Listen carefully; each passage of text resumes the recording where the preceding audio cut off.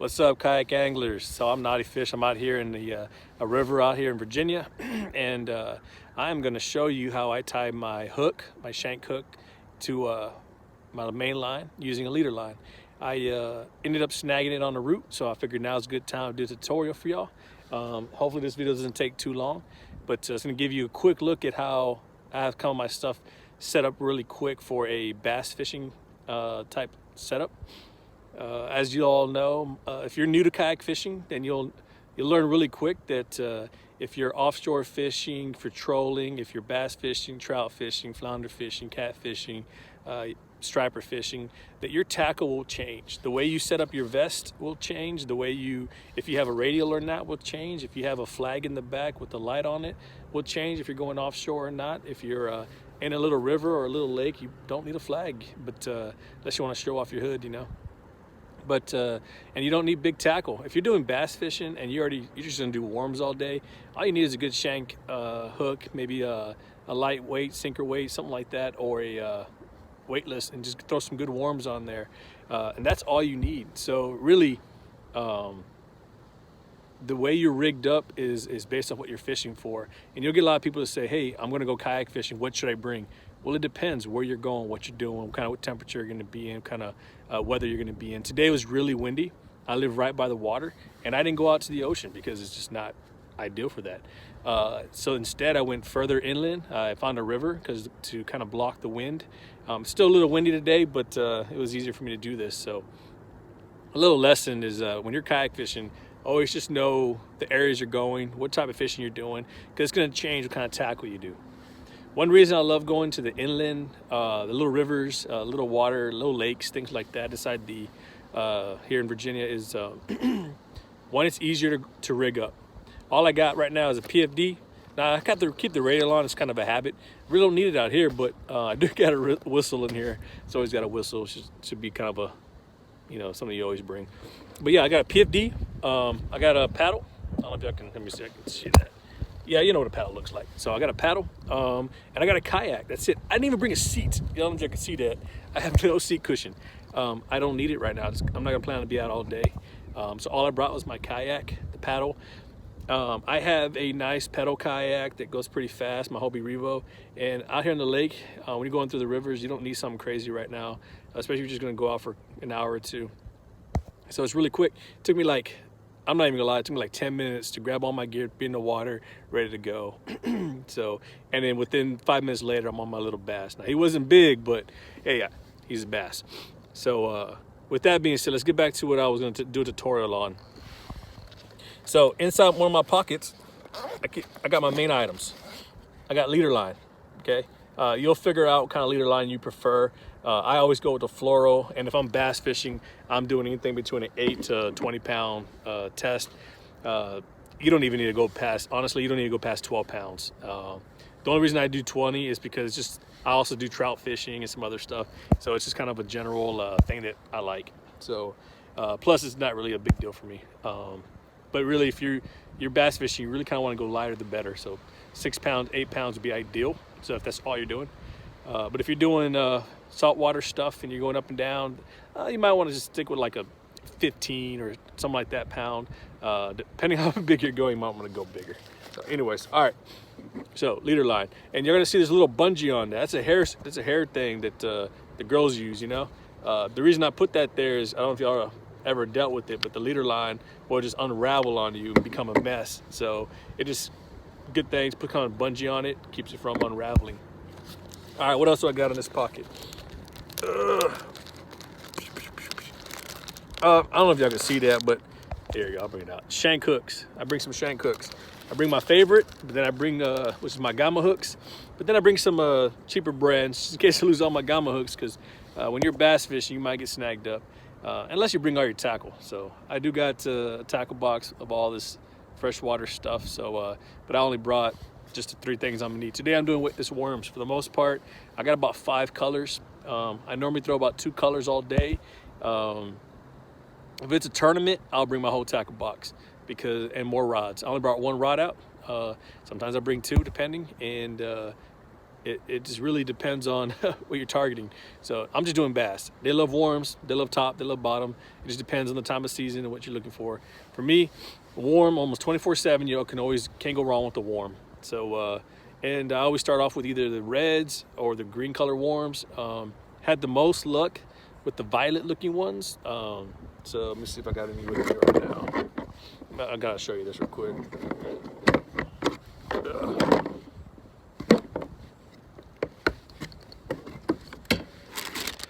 So something like this, I like these. They always seem to do a pretty good job. But I have all these other colors, try different colors. I don't even know if you can see that. It's like a green, kind of like a pumpkin. One of my favorite brands here, the Yamamoto. Okay, this is a new color. Never tried this color right here. I was gonna give it a shot today. So, and then I got stuff for crappie. I got a crappie tournament coming up and panfish, so I might be playing with that later, depending how today goes. So I don't know. I just brought them, and of course I brought smaller hook for those. All right, let's get back to what the video is supposed to be about. I'm gonna show you how to tie the main casting line to my leader line, and then put a hook on there. All right, so hopefully this video doesn't look too bad. Y'all gonna be in the sun, so I apologize for that. Let's see if it doesn't look too crazy. All right. Ooh, look at them, got a hole down there. Okay, guys and gals. All right. Leader line, bungee, slides out. So what I'm gonna do is I'm gonna shove it in my pocket, okay? Not all y'all got this, y'all can just come up with your own way. I do this so I can actually pull it out easy, and it see, like that, I'm just pulling it and it stays secure. So this is kind of my little thing here. I'm putting it in my mouth. So I might not be able to talk very well. Just kidding, I can. All right. I'm gonna get my rod. For those that are looking for an awesome rod, let me show you this real quick. Yes, I keep getting squirrels. I learned that from bass squash. All right, so got a name on it. It's custom. Got a nice little sticker on it. It's custom. Let me see here. Dude, nice reel. Yeah, gotta go light. I like it. It's my Shimano Stratic. All right, let me see if y'all can see that right there. Y'all see that logo? If ever you see that logo, let me see if I can zoom in on that or not. I don't know. Maybe not. All right, that right there is the world famous DC Sticks here in Virginia. So DC Sticks makes these custom rods. He made this one for me. It was for my wife as a birthday gift, and I know I'm kind of messed up because I'm using her rod, but it's a really nice rod. That's why I'm using it. So with that being said, it's an awesome rod. So if y'all looking for a good custom rod, go to the Instagram page, go look for DC Sticks, or go look on Facebook, and it's DC like Washington DC, and it's Sticks like in STIX. All right, guys, girls, oh no, put this in my mouth. All right, why am I putting it in my mouth? I don't need that in my mouth. God dang it, always put things in my mouth. All right, first thing, there's two types of knots I like to use. One is a uni knot, double uni, and then one is a FG knot. Now, normally I do the FG knot, but that's gonna be really tricky to show you on this camera from this angle. So I'm gonna see if I can show you the uni knot. All right, first off, one braid's going, this leader line's going that direction, and this braid's going this direction. They're gonna be on top of each other like this, bloop, and then once they're on top of each other, this one right here is gonna bend backwards, and then this one right here is gonna bend this way. So when it bends backwards, I'm gonna tie a knot, and then when this one bends, I'm gonna tie a knot. So they're gonna be like this, boop, knot, knot. And then after these two knots, I'm gonna put them together like this. So they're actually gonna look like this. Ooh, what's going on here? Ooh, okay. All right, it's gonna be like boom, boom, knot, knot, and then click, click, and then poof, like that, okay? So I know, that looks really stupid. All right, guys, girls, okay. They're on top of each other right now. I'm about to take this right here, and I'm going backwards. I'm holding it with my finger, a loop, so I can go back into that loop later. I'm gonna spin it 5 times. 1, 2, 3, 4, 5, okay? And I'm gonna go right back through that loop. I'm gonna go right back through that loop. I don't know if y'all can see that. Tighten that mug up. All right, he's tied up. All right, guys, girls. Okay, and non-binaries. All right, guys, girls. All right, we're gonna spin this one more time. Going backwards now. 1, 2, how many did I say? Oh yeah, 5, okay. 5 times. 5. think I was at 4. I lost count. Dang it. How do you lose count when you're counting to 5? Okay. Going right back through the hole. Freaking hose. Okay. Bam. Tie that up. Nice and tight. Now, I got both of them. I'll pull them. Let me see if y'all can see that. I don't know if y'all can even see that.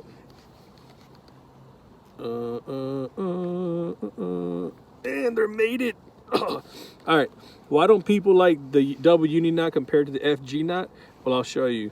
This little bump. I don't know if you can see that bump. That little bump right there. It's a nice knot. However, it's bumpy. And because it's bumpy, it's going to hit my eyelets when it's casting.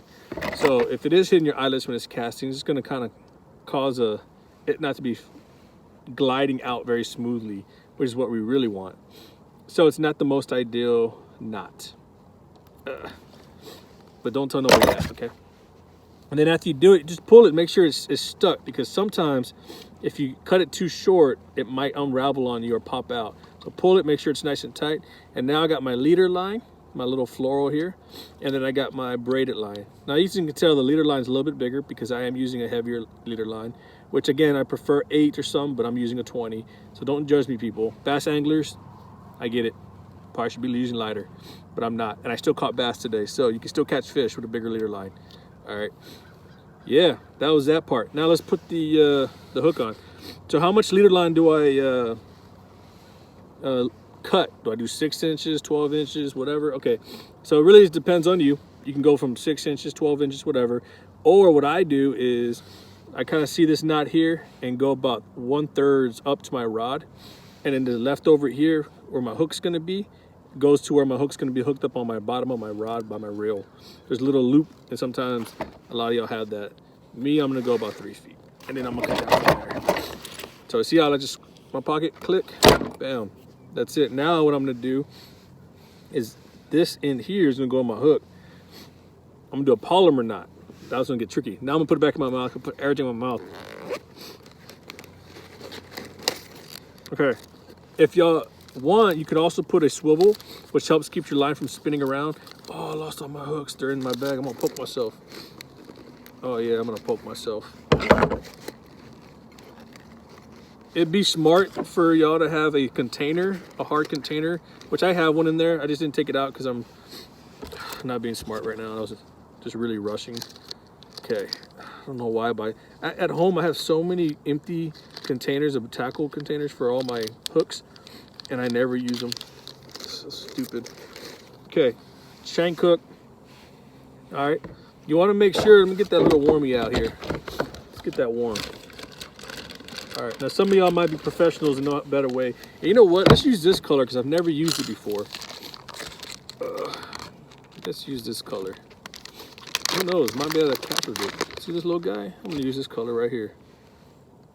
Looks pretty. I didn't say pretty. I mean, it looks pretty badass. So it looks pretty badass, guys. All right, close that up here. Okay, we're gonna use that now. Why am I showing you the worm first without putting it on the line? Because you want to make sure you have the right hook, which I know I do. Okay, in the middle of this worm is a little like smooth area. It's kind of like the center point. If you think about it, let's see here. It's kind of the center point. Almost. I lied. It's a little off.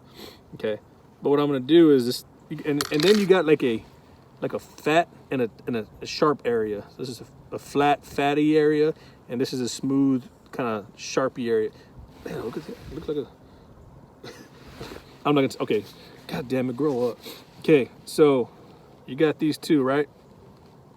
Well, this is, you can put it however you want. You want to put the hook over here, go for it. You know, whatever. But I'll tell you, this is going through it, right? If it's going through it and you got a lot of meat right there, you're gonna rip that.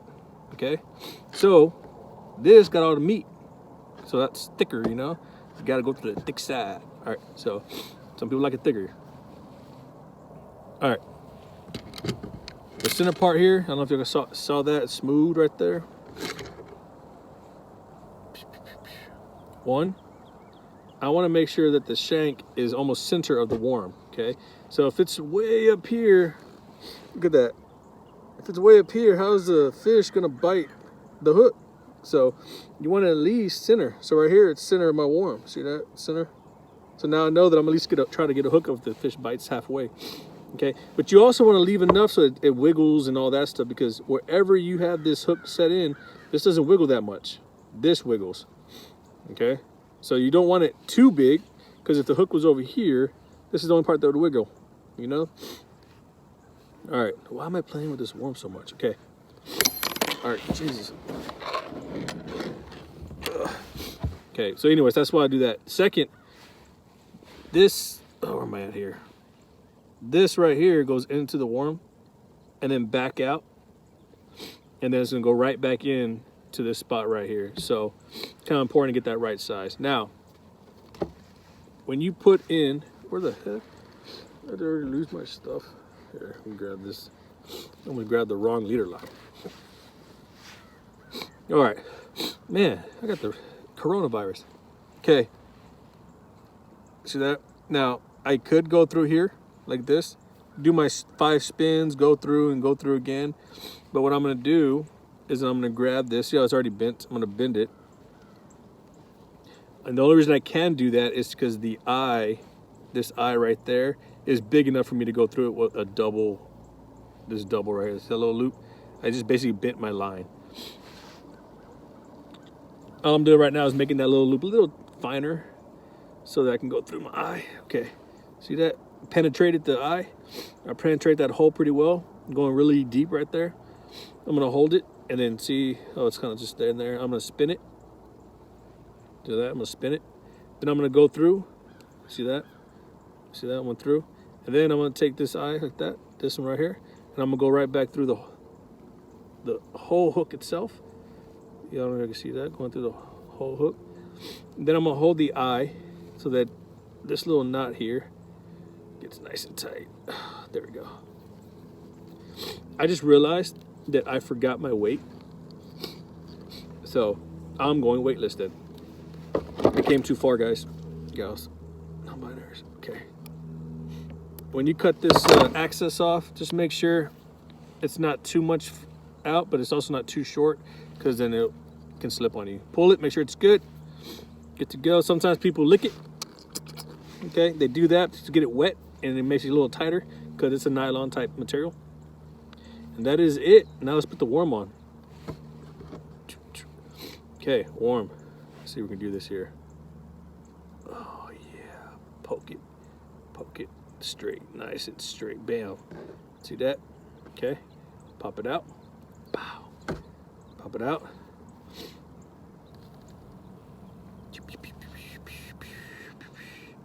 Go through the shank.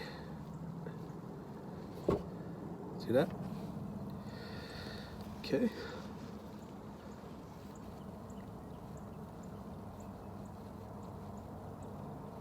See that? Okay. Okay. Coming down, poke it in. That. Now, this part here, you could have it where it's in the material. So right there, it's in it. Okay. Or you can have it when it's out. Okay. Just know that any bending on that is going to get snagged. So sometimes I just put the tip in just like that. Okay. Now all it takes is one pressure and then push and I'm in. Okay. What I do here. Now, for all those who like to use like Procure and stuff, I'll show you some little secrets here. There's different scents that you're fishing for. Here are 2 items that y'all might like. Okay. If you haven't tried this one, this is a really good one. All right. Garlic, that Garlic Plus. You can smell it without even opening it. Okay. You can smell that. It smells amazing. It really, I kind of don't mind this one at all. That garlic smells good. All right. And yes, you're going to marinate your worm. Marinate it, rub it in, rub it on the hook. Okay. Now, believe it or not, some tournaments do not allow that. So if you are fishing for a tournament, please look at your rules.